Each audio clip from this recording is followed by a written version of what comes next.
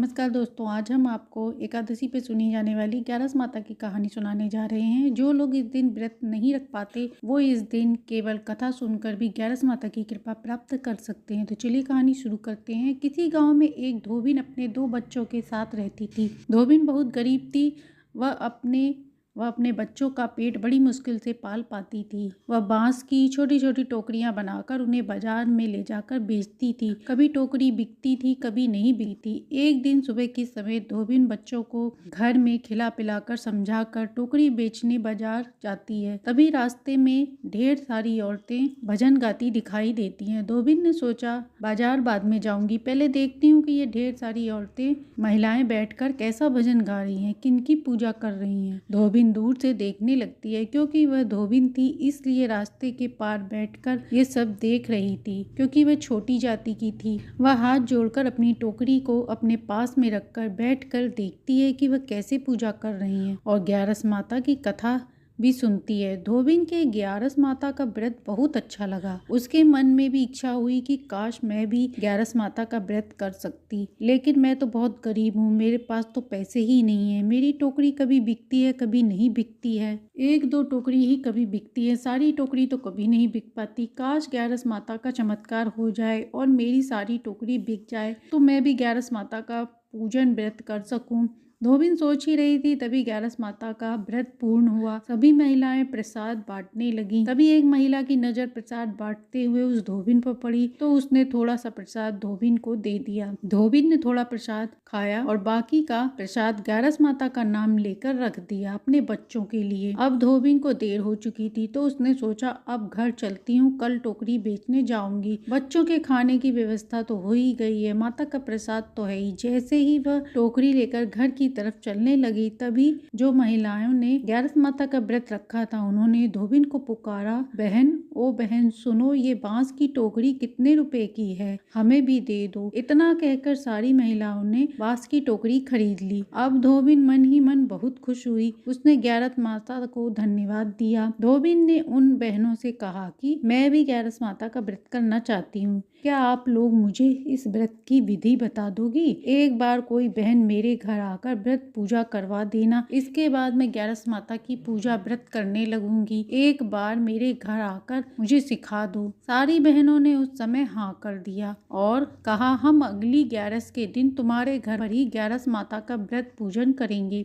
धोबिन खुशी खुशी घर आई। उसने अपने बच्चों को प्रसाद खिलाया। अगली ग्यारस के दिन धोबिन ने अपने घर की साफ सफाई अच्छे से करी। फल, मिठाई, पूजन सामग्री इकट्ठा कर वह देखने लगी कि कब बहनें आए और मैं पूजा करूं। ऐसे देखते देखते उसे बहुत देर हो गई। ग्यारस के दिन सभी बहनें में से एक स्त्री दूसरी स्त्री के घर जाकर कहने लगी कि चलो आज उस धोबिन के घर हमें पूजा करनी है। तभी दूसरी गुरु माँ ने कहा कि उस धोबिन के घर हम लोग पूजा करेंगे और उसे पूजा विधि बताएंगे। छी, हम नहीं जाएंगे। गुरु बहन थी, उन्हें बड़ा दुख हुआ। वह सोचने लगी कि कोई नहीं जा रहा तो मैं अकेले जाकर क्या करूंगी। यह सोचकर गुरु बहन भी नहीं गईं। यह सब ग्यारस माता देख रही थीं। उधर धोबिन की आंखों में आंसू भर रहे थे। वह सोच रही थी कि शायद मैं छोटी जाति की हूँ, मैं गरीब हूँ, इसलिए गुरु बहन मेरे घर नहीं आई है। धोबिन रोए जा रही थी और ग्यारस माता उससे प्रसन्न हो चुकी थी। तभी ग्यारस माता एक बूढ़ी औरत का रूप धरकर उसके पास आई और बोली, ए बहन, तुम क्यों रो रही हो, क्या हुआ है, बताओ मुझे। तब धोबिन ने कहा, क्या बताऊं माँ, मुझे ग्यारस माता का व्रत नहीं आता। मुझे ग्यारस माता का व्रत करना है क्योंकि उनकी ही कृपा से मैं आज जो सामग्री लाई हूँ, आज ये सब उन्हीं की कृपा से हुआ है। मैं बांस की टोकरी बेचती हूँ। मेरी टोकरी कभी लोग नहीं खरीदते, मुश्किल से ही अनजान लोग खरीदते हैं क्योंकि मैं छोटी जाति की हूँ। इससे मैं अनाज लाकर अपने बच्चों का पेट पालती हूँ।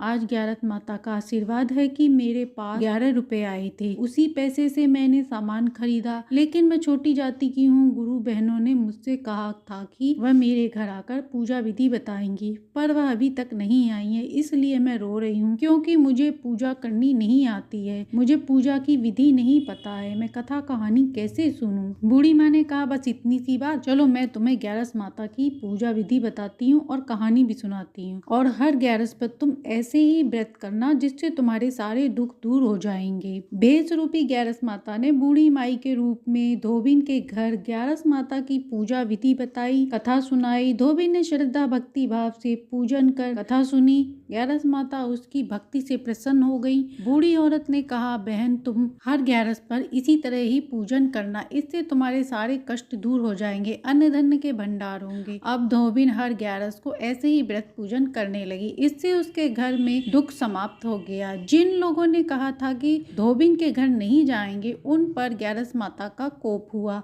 उन लोगों के घर अन्न धन जलकर नष्ट हो गए। सभी गुरु बहनें परेशान थी। तभी ग्यारस माता बूढ़ी औरत के रूप में उनके घर गईं और कहा, बहन कुछ खाने को दे दो, मुझे बहुत भूख लगी है, मुझे थोड़ा भोजन दे दो। तभी गुरु माँ आकर कहती हैं, माँ मैं तो आपको क्या दूं, हमारे घर के सारे अन्न धन जलकर समाप्त हो गए हैं, पता नहीं क्यों हमसे क्या भूल हो गई। तभी बूढ़ी माई ने कहा, बहन तुमने किसी को ग्यारस माता की पूजा विधि बताने को कहा था और क्या तुम लोगों ने उसे वह विधि बताई? तब गुरु माँ ने कहा, नहीं माँ हमने तो नहीं बताया। तब बूढ़ी माई ने कहा कि यह सब ग्यारस माता का प्रकोप का परिणाम है। तभी सारी औरतें बूढ़ी माई का पैर पकड़कर रोने लगीं और कहने लगी, हमसे गलती हो गई, हमें क्षमा कर दें। अब हम क्या करें जिससे ग्यारस माता का कोप हमसे हट जाए, ग्यारस माता हम पर प्रसन्न हो जाए। तब बूढ़ी माँ ने कहा, तुम सभी जाकर उस धोबिन से माफी मांगो। अगर वह धोबिन तुम्हें माफ कर देगी तो समझो ग्यारस माता ने भी तुम्हें माफ कर दिया। सारी गुरु बहनें धोबिन के घर जाकर माफी मांगने लगी। धोबिन ने सभी को माफ कर दिया और धोबिन ने हाथ जोड़कर कहा, हे ग्यारस माता आप इन गुरु बहनों का दुख दूर करें। ग्यारस माता की कृपा से गुरु बहनों का दुख दूर हो गया। धोबिन के घर में महल हो गया। अब धोबिन हर ग्यारस का विधि पूर्वक व्रत करने लगी और पूरे मोहल्ले में प्रसाद बांटने लगी। हे ग्यारस माता, जैसे ही आपने उस धोबिन पर कृपा करी वैसे ही कहानी सुनते सुनाते हुकारा भरते सबके घर में सुख शांति समृद्धि देना। तो ये थी